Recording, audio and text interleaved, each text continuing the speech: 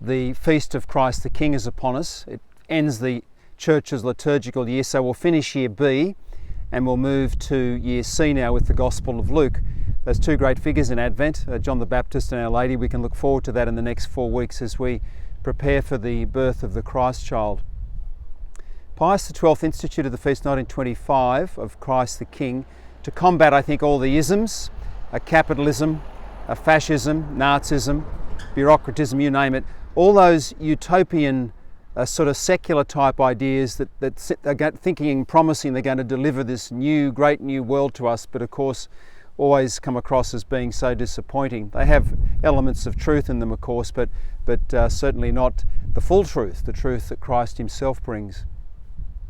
Pius XI is a very interesting figure. In 1931, so that's 6 years after the feast of Christ the King, he wrote a very famous document called Quadragesimo Anno. That means 40 years after the very first social encyclical by the first truly modern Pope, Pope Leo XIII in 1891. In 1891, Leo XIII faced a world where there was an explosion of wealth due to the Industrial Revolution and the whole mechanisation of society, delivering incredible amounts of wealth but not evenly distributed.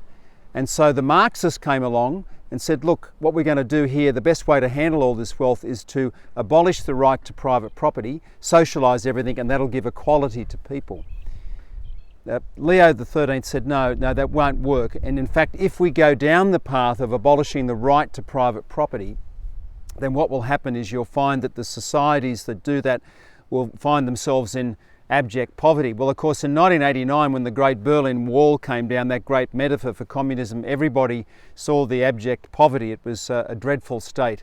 And some of those countries are still experiencing a great difficulty in releasing now private initiative. So that was Leo's great contribution. Of course, also the right to association, which was very important, the right to associate with people, to defend oneself against more powerful forces. That was also very important in Leo XIII's document called Rerum Novarum, of New Things. And so 40 years later, Pope Pius XI writes Quadragesimo Anno, meaning 40 years later, and he articulates the principle of subsidiarity, saying that higher bodies should not be doing what lower bodies are doing. They shouldn't take away their responsibility.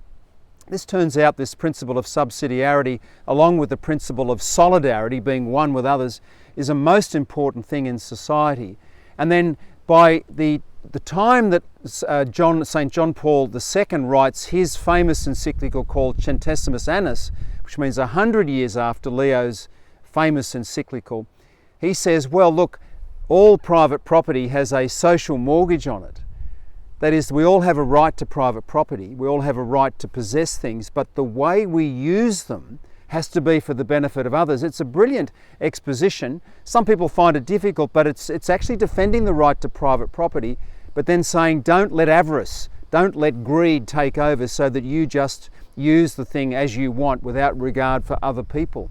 It's a brilliant, brilliant social development, and that's really the utopia that we should be searching for, is a proper understanding of the way that Christ's truth enters into society now and the way we respect other people's freedom and their responsibilities and then work together to then generate the wealth and to distribute the wealth in a responsible fashion so that all people live dignified lives. That's probably the true utopia.